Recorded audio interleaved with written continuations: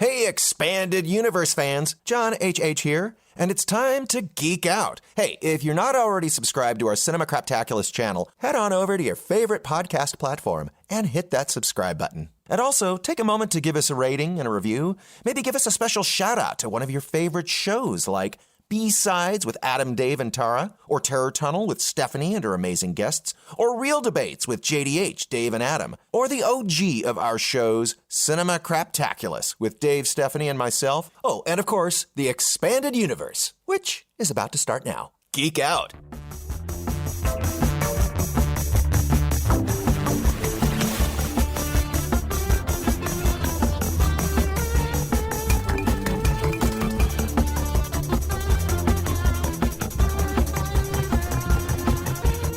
Hello, and thank you for joining us for this episode of Cinema Craptaculous Presents The Expanded Universe, with your hosts John H.H. Ford, Mario Doc Diaz, and S'more. From movies to TV series to toys to pop culture, this show is your safe space for all things geeky and where you can get your geek on.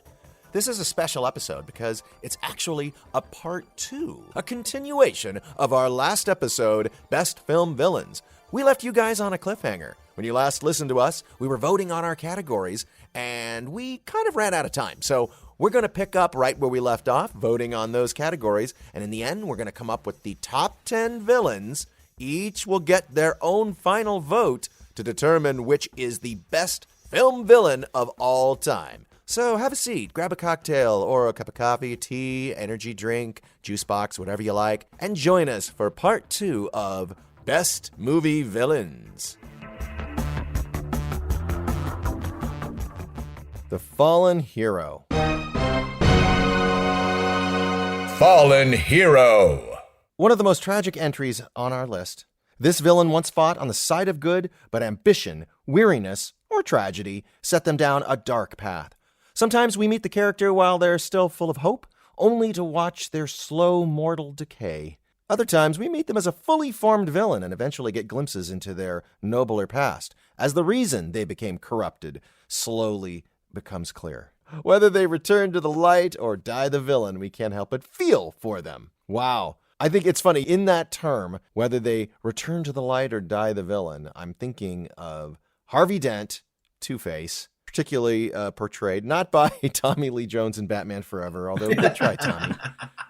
That's right, Batman. That's right. Let's go, Riddler. I think that Nolan could have gone a number of ways with Harvey Dent, and I think what he did brilliantly was cast sort of the blonde version of Christian Bale, like just a chiseled, good-looking, and even Aaron Eckhart, for people who know him, he's got a Mormon background. I mean, Oh, I know that. I thought that he just radiates the stereotypical square-jawed knight in shining armor. And you even see Bruce, as much as he wants to hate him, kind of falls for him too. Kind of like, dang, he's smart. He's willing to take on the bad guys. He's good looking. I see why my girl wants to fall for him. And so you are waiting to see like how they're going to play his downfall.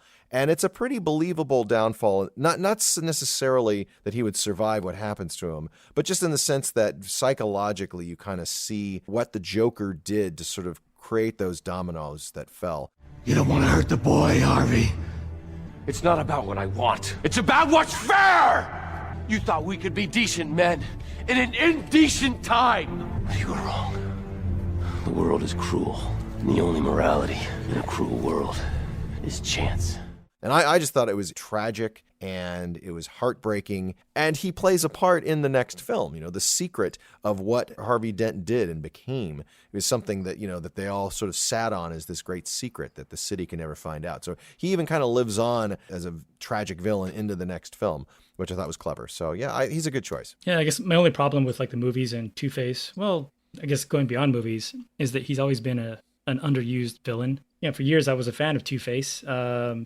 And what Chris Nolan did in the movie, it was good, as Harvey Dent. And then when we saw his transformation into Two-Face, I would have liked to have seen more of him as Two-Face. Yeah, that just wasn't in the cards. It's like Chris Nolan had the storyline and how he wanted to use him as more of an idea to inspire. But yeah, I would love to have seen more of Two-Face, like in action, doing more, going up against Batman. Okay, I would like to throw in what I consider the ultimate fallen hero, I want to throw Darth Vader into the mix. Luke, you can destroy the Emperor. He has foreseen this. It is your destiny. Join me, and together we can rule the galaxy as father and son. We know him from the original Star Wars, and at first we didn't know his backstory, and then of course we had the big reveal in Empire, and then we saw his story wrap up in Jedi. And years later, of course, they had additional story to tell us in the prequels, which wasn't as strong. But I'm throwing him in as like one of the most iconic cinema fallen heroes, villains of all time. He's Darth Vader, started off as this little kid. We get to see a lot of his journey, and unfortunately, he falls to the dark side. Yeah, I think he's a pretty solid choice. He's a strong criminal role model, mastermind for people with asthma, CPOD, other breathing disabilities. Yeah, it's funny. Is he the villain, or are we saying Anakin Skywalker is the villain? Because the fallen hero, it's kind of like Harvey Dent. Is he the villain, or is he Two-Face? But I think it depends on your point of view. Because from my point of view, a certain point of view, the Jedi are evil.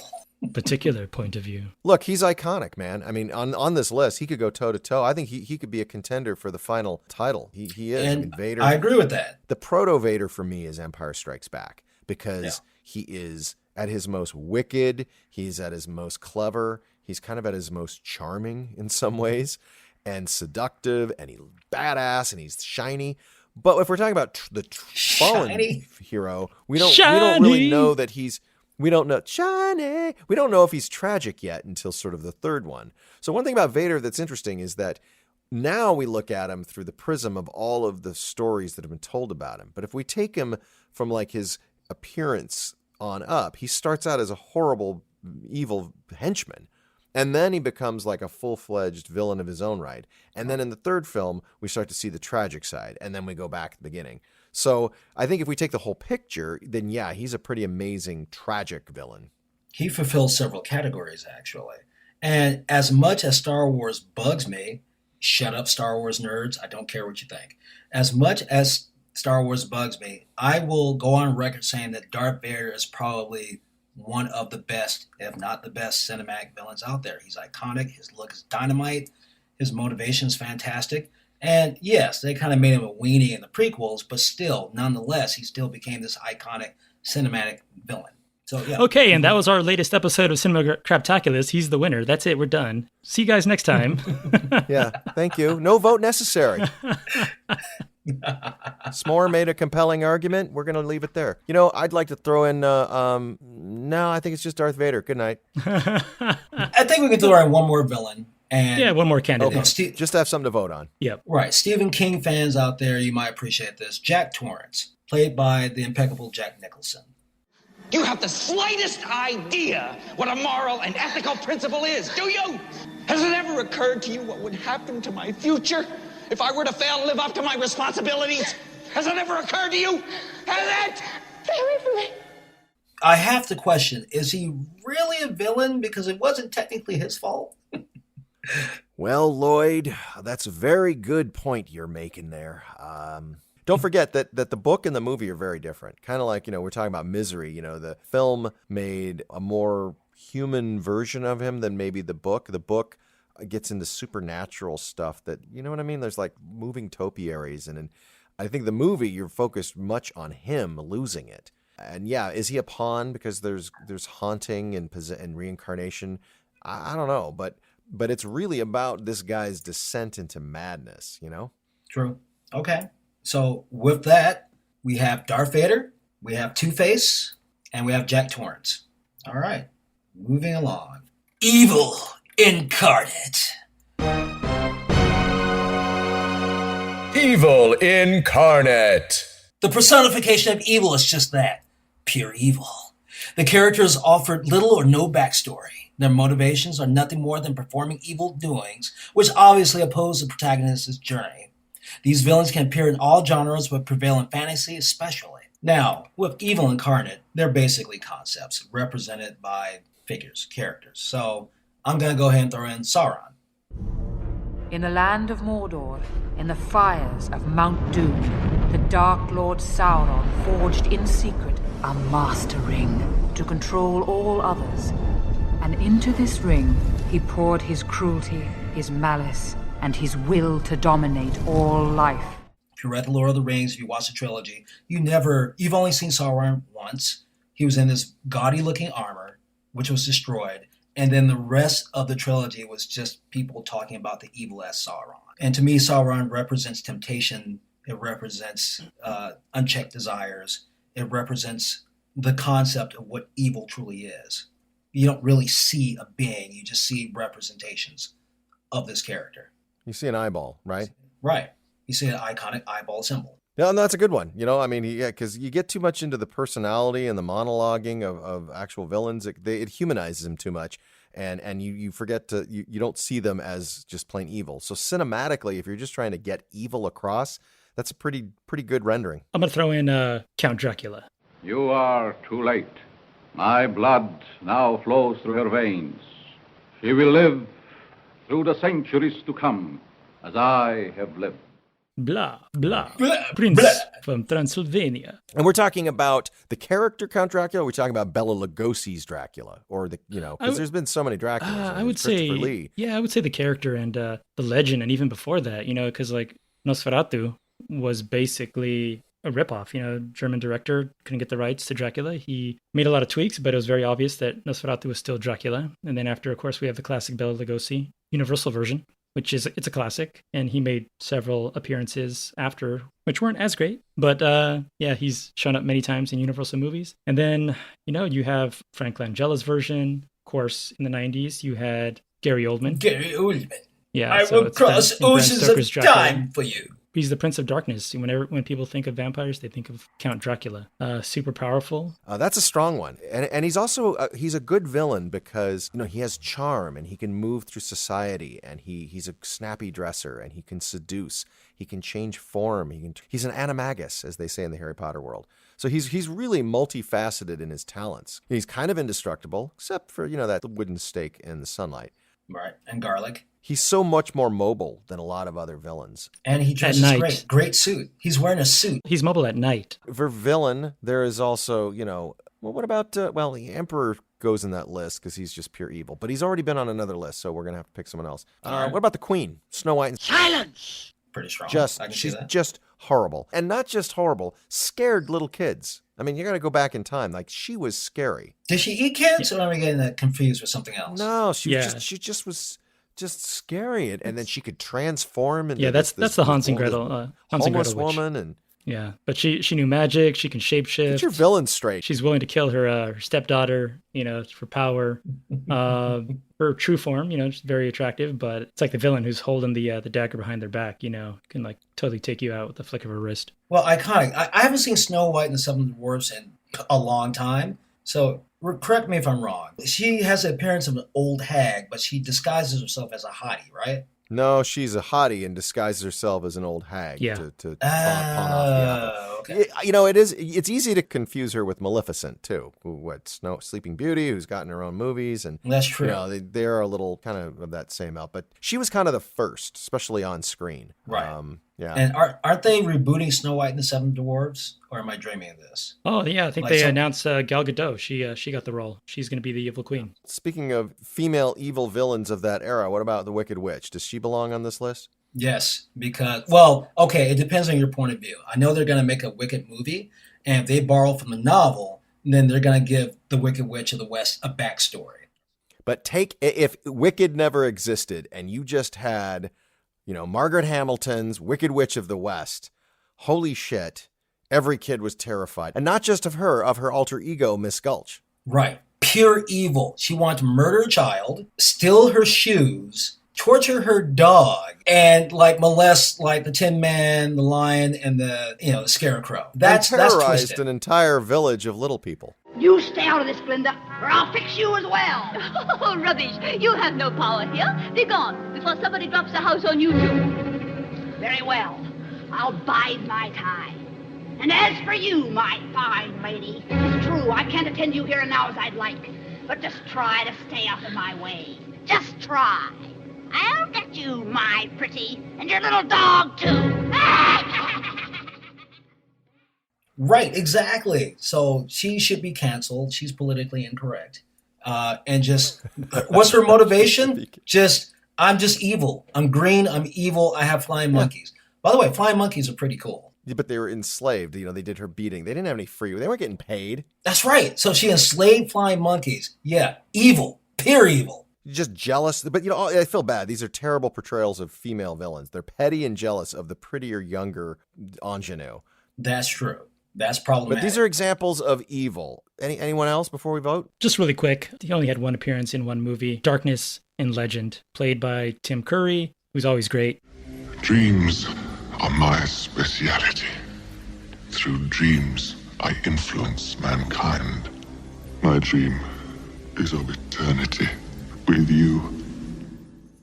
Just the costume, the makeup they put together for that, just the visual image. He looks like a devil. He's referred to as Darkness, but just his presence in that film, just seeing him, he's like this huge guy with these giant hooves, even bigger horns. But just really love the design of the character. Are you saying that he was horny? I'll make you horny, Anyone? baby. Anyone?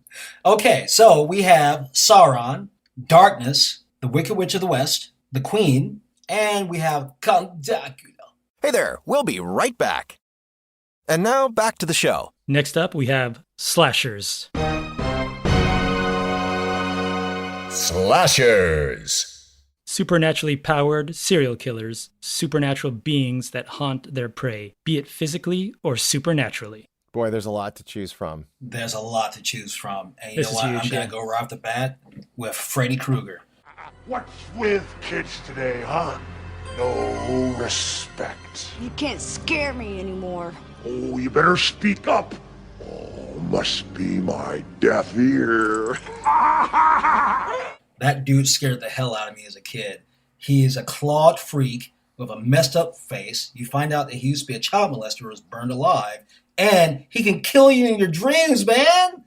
That's terrifying. And in the bathtub. That is terrifying, right? I remember one scene, I think it was like Nightmare 3, where he was using someone's veins as like puppet strings. And that messed me up. That messed me up. It's crazy because like a lot of the characters try to stay awake to avoid him. And it's like, how long is that gonna work? You see these characters in these movies are just falling apart, drinking coffee, trying to stay awake, but you can't keep it up forever. And then eventually it's like you fall asleep and you don't realize it, just going about your day. And all of a sudden you realize you fell asleep and he got you. Well, and also, we've got others that are going to come up on the list. But one thing about, Freddy Krueger is that, he's the only one that really has a mind. Well, that's not fair because there's some others out there that are on there. But I mean, he has more personality. And he also knows what scares you because he's in your brain. So he can literally take the things that are already nightmarish to you and add to them his own flair. And then on top of that, he can kill you himself. So he can kind of get you psychologically and physically all in the same moment. Right. Completely badass. Yeah. I want to throw in Jason Voorhees. Which could have fallen on our other list as a Terminator, unstoppable, evil incarnate. He falls into a number of categories. Yeah, just his look, the hockey mask. I know he didn't have the hockey mask originally, and the first movie it wasn't even him; it was his mom. But yeah, just when you see this big guy holding a machete with a hockey mask, everyone just knows. They're like, oh, it's Friday the 13th, unstoppable. I guess kind of like a force of nature. He's been killed and blown up and still comes back. Even came back in space. Jason Voorhees. He's in space. That's right. Hacked with into the pieces, space. and he reassembles too. But I have to throw in, the obvious, Michael Myers. We just reviewed him on Cinema Craptaculous, and he is the proto of these guys. I mean, technically, Norman Bates was the first, knife killer, but Michael Myers was the one that spawned all of the others on the list. There would be no Jason, there would be no Freddy, all of them. In terms of just box office, that first film is still one of the most profitable films to date. He was William Shatner mask and jumpsuit and a knife, and didn't even kill that many people in the first movie. I think it was like 3 people. He starts as the kid and he kills his sister, and there's just no explanation. And take away all of the other films that we try to give a backstory. He was just a kid that turned evil. And, as Dr. Loomis said, I spent the first however many years trying to get through to him, and the other half trying to keep him locked up, because what I realized is there was nothing behind those eyes but literally evil. So he's like Pepe Le Pew. He doesn't need to run after his victims. They can sprint away, and he can just do a straight little jaunt, and he'll be there. He obviously teleports because he'll be like on one side of the house with one kill and then magically appear, on the house 3 blocks away. So he's mercurial. Some people say he's kind of boring. I disagree. In the first one, he's got a bit of a sense of humor. He comes in with the girl's boyfriend's sheet over him with his glasses, and he kind of cocks his head with his kills, almost like he kind of admires his work. So I think he's definitely one of the greatest iconic villains of all time. Okay, all right. Do we have any more we want to toss in? I think it's a pretty strong list. Those are the top 3. I think that there are some other ones after Freddy, though, that deserve some mention that also, I think, they spawn sequels, then they also should be on there. Scream Killer, what do we call it? Ghostface Killer. Right. You got Candyman. Be my victim. I am the writing on the wall, the whisper in the classroom. Without these things, I am nothing. So now I must shed innocent blood. Leatherface and the Texas Chainsaw Massacre. Yeah. Does Chucky go in this category? Chucky, that's right. I'm one of the most notorious slashers in history. Right, Chucky's a good one. What about what's his face from Saw? Jigsaw. Oh, Jigsaw, yeah. But he's not really a slasher. He's like a mastermind. He's a mastermind, but I guess he kind of fits in the modern day sort of serial killer villain slot as well.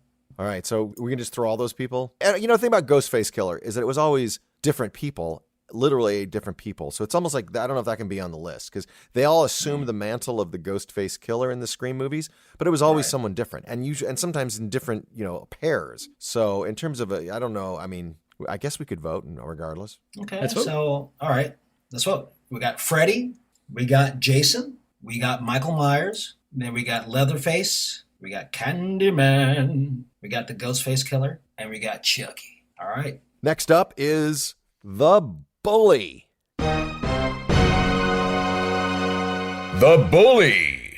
Here's a bad guy who's less straight up evil and more of just a jerk. Of course, that doesn't make us hate the bully any less. This villain is cruel, not because they have anything to gain, but because it gives them some sick satisfaction to pick on someone weaker than themselves or someone they can have power over.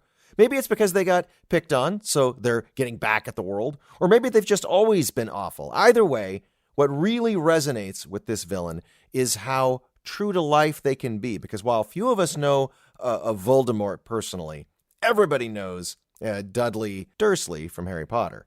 So why don't we start off there with Dudley Dursley? This kid is a shit. He's spoiled.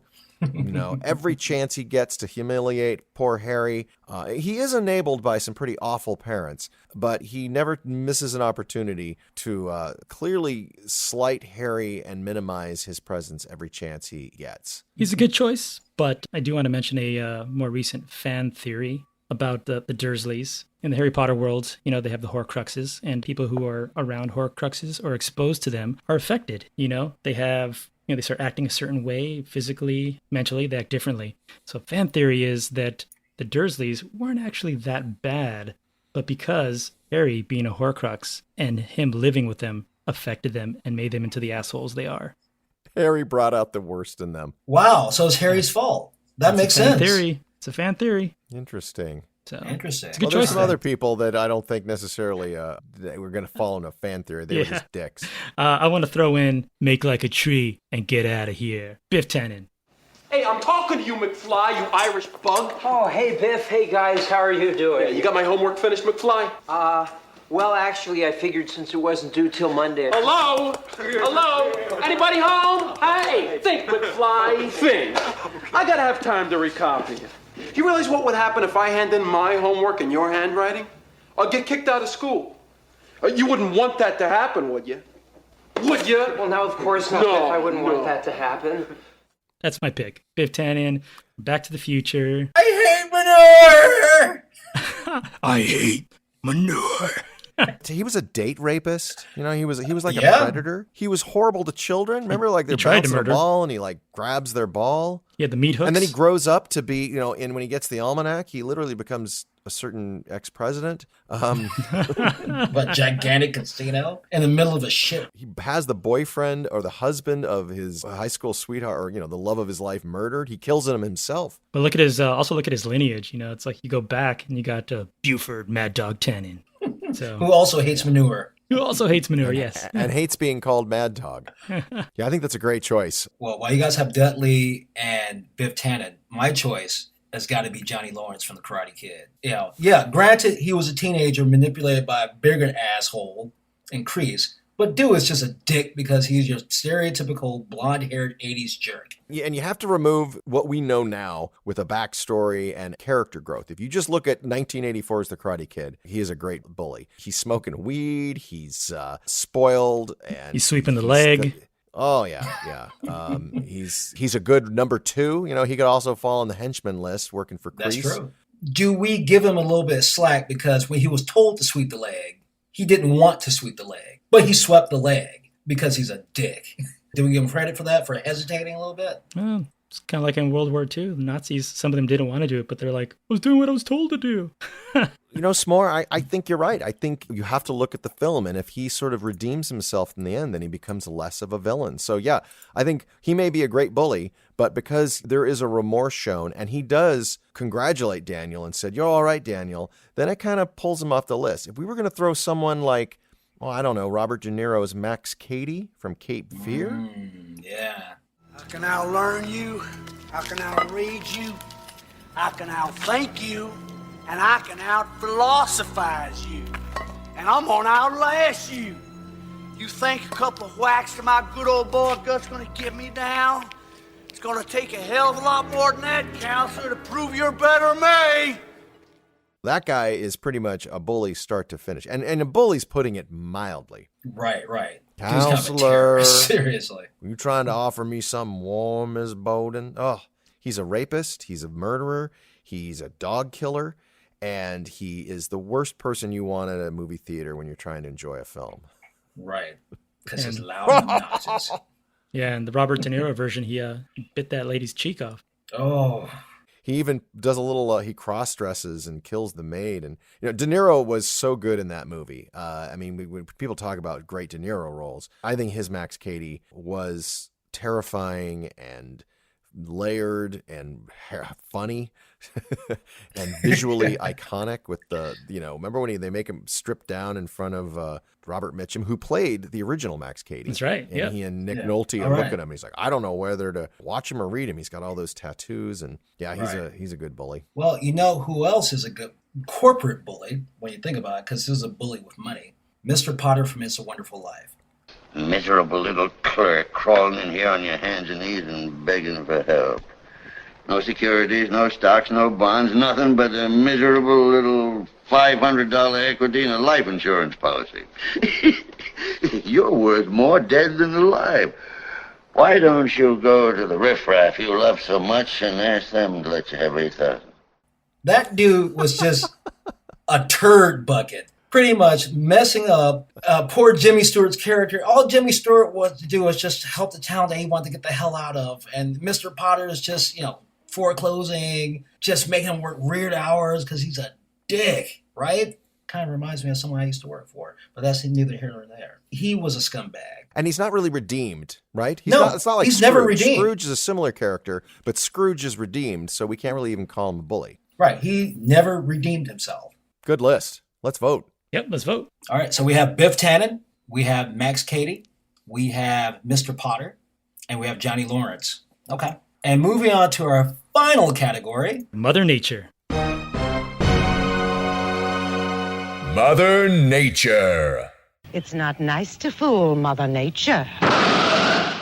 What greater threat than Mother Nature herself? Mother Nature is unforgiving. Mother Nature is all-powerful. Mother Nature is always unstoppable. The protagonist can stop the twister, the storm, the tsunami, the ocean, or any of the elements. Sure, they can prevent the virus, but the majority of the time, the virus prevails, either killing most of the population or making zombies out of all of them. But the elements are impossible to stop. Protagonists can only survive until Mother Nature decides to move past them. This villain type can be found in dramas like The Impossible, but most often are showcased in their own subgenre, the disaster flick. I love this category because you're literally, I just picture like whoever wins this will accept that, you know what? The Tsunami could not be here tonight, so accepting on Tsunami's behalf is the Twister. It's just this. But yeah, well, like I mentioned, Roland Emmerich he's made a career of the disaster flick. So he's had insane weather patterns. He's had earthquakes. Yeah, you name it, he's done it. If he hasn't made a movie out of it, it's coming. Yeah, obviously the Twister in Twister is literally treated like a villain, like when it's showing up kind of like in the background, and it's almost like its own character. It's almost like a beast. Yeah, and I think they gave it like a little roar or something. It really comes down to what's the most terrifying natural disaster, and it kind of depends on maybe where you grew up. So some of the earthquake movies may be really terrifying to people in LA or not. I don't know. Would the earthquake be as terrifying to somebody in Des Moines or someone from LA? I don't know. You guys are from the area. Maybe if you're in the Midwest, maybe the Twister was like laughable, like, they're not a big deal. I was going to say the earthquake movies for me has always kind of been torn, where it sucks to see LA, California being torn apart. But at the same time, growing up here, I'm like, you're watching the movie, seeing the city being torn apart, and you're like, oh, I know that place. I know that landmark. It's kind of like a two-way thing. Yeah. I think the ocean is pretty scary. And I think there's a couple of films that could fall into that. Tsunamis. Icebergs. Right? What's terrifying about any natural disaster film is that you're not going to beat the disaster. You're just going to have to survive it. That's it. That's usually the film. It's like, there's no way I'm going to find something to take out the ocean. You just have to survive not drowning. Just take cover and hopefully it'll blow over. The Perfect Storm was kind of terrifying. You kind of go through the whole film waiting for that moment. Seeing a wave of that size and just drowning is something that I think we all just collectively just are very terrified. Although from what I understand, it's actually not that bad a way to go because you actually black out pretty quickly. But the idea of it, I think it's claustrophobia. I mean, there's so many unknowns about dying in the ocean that any number of films, the Titanic, Perfect Storm, Poseidon Adventure and its remake, they're kind of terrifying to me. The ocean's a good villain. Oh, who's a good villain? A very timely villain. I think you're going to say it. Yeah, the timely villain is the virus. Remember the movie Outbreak? Well, we're kind of living that right now. Is it Contagion? So well, they tried to make it they tried to give you like a virus cam. Remember they tried to show like the point of view of the virus spreading through the air? I thought that was a little cheesy. Oh, I remember that. That was cheesy. In the movie theater, you see the virus, the little particles flying. The sneeze is, the particles. But yeah, you're right. It is scary. I mean, volcanoes, there's Dante's Peak and Volcano. There's meteors. Yeah. Does that fall in that category? Totally does. Deep Impact. You remember that? Deep Impact and Armageddon. Yep. So should we vote? Because we threw out a bunch of names. I don't know. How do we want to do that? Simple. Here are the categories. We have the Twisters. We have the Storm. We have the Tsunami. We have the Virus. We have the Ocean. We have the Iceberg. We have the Meteors. And honestly, they're all terrifying. So, yeah, I don't know if we need to vote. Mother Nature wins. Mother Nature is the villain. You know what? I'm just going to say Mother Nature. Mother Nature. All right. So it's come down to this. We have several finalists. And so what we're going to do is we're going to read off our finalists. Which is the winner of each category. And then we're going to vote on the final. So here are the finalists. The Finalists. Blofeld, the Terminator, Joker, Norman Bates, Xenomorph the Alien, Bruce the Shark, Darth Vader, Count Dracula, the Wicked Witch. Now we have a three-way for the slashers. We have Freddy, Jason, Michael Myers. And then we have Biff Tannen. And then we have Mother Nature. And now the geeks are going to vote for the winner.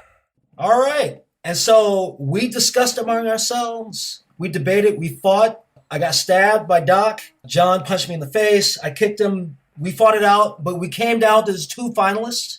And these two finalists are Count Dracula and Darth Vader. And I love that for a podcast, all of that happened off mic. So you guys didn't hear any of that, apparently. But you know what? That's very okay. Strong choices. We just wanted to speed things up. Yes, we came up with two, and we're going to vote. All right, so the voting begins now. I will read off the name, and we will vote. The first one, Count Dracula, or Darth Vader? The winner is... and cinematic movie champion villain of the century, Darth Vader!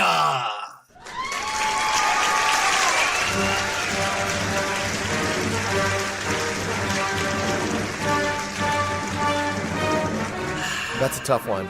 That's a tough one. I could have gone either way. In fact, as I was voting, I kind of regretted it. But I think that just, when you look at how many toys Darth Vader sold...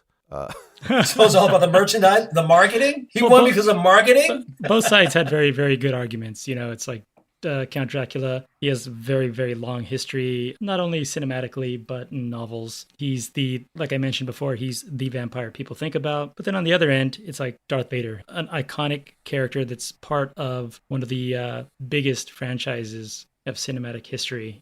What was created back in the 70s. No one ever thought that Star Wars would stick around. They thought it was a fun sci-fi movie, but it's a phenomenon. Yeah. He's intrinsically tied to it too. Just visually, the Darth Vader head and just icon. And yeah, we've talked about how, he's been sort of humanized, and also he's been so entrenched in pop culture that, it's almost like he's been watered down. But if you kind of remove all that, he really is an amazing villain. Anakin, when he turns to the dark side, he is instrumental in taking down and wiping out the Jedi and enslaving the galaxy for his overlord, and then takes over. I agree. And infinitely quotable, because never underestimate the power of the dark side. And he just looks cool, and he sounds cool. I mean, James Earl Jones, come on. And his design was created in the 70s, and it still holds up. I think Count Dracula is a good one, and he does share the common thread with Vader of being a tragic hero, that he started out with someone who kind of made a choice or had a choice made for him and went down a dark path. We could easily have flipped and voted for Dracula. So in a way, it's almost like they share the title, but I think at least in our generation and at least in our, for the points that Doc made, Vader really is kind of the villain for all time, at least for now. Very true. Good pick. But, Cinema Craptaculous and Expanded Universe fans, you guys let us know what you think. Please follow us on social media and hashtag us at Craptaculous on Twitter and Instagram. And let us know, did we leave anybody off? Could there be another category? Are there any, ones that maybe deserve an honorable mention? So go ahead and let us know what you think. Thank you to our listeners, both openly geeky and closeted geeky, for joining us on this expanded universe journey. This has been S'more. This is Doc. And John H.H. And remember, this is your safe space to talk about all things geeky and where you can get your geek on. Geek out!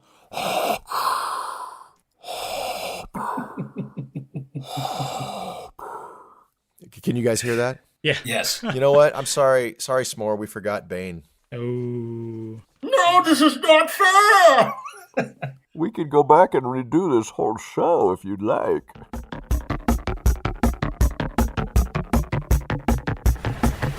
Hey, Craptaculars and Expanded Universe fans, the holidays are coming up, and what better gift for your friends and loved ones than giving them the gift of Cinema Craptaculous? Hey, it's free, and all you have to do is tell them to go to their favorite podcast platform and subscribe to Cinema Craptaculous. It's the gift that keeps on giving. With one subscription, Cinema Craptaculous provides you with a brand new show each week. There's the B-sides, the real debates, Terror Tunnel, the Expanded Universe, and of course, Cinema Craptaculous. We couldn't do these shows without you, our loyal listeners, so thank you for helping us grow Cinema Craptaculous into this amazing family of shows. And speaking of family, you better get busy. The holidays are just around the corner.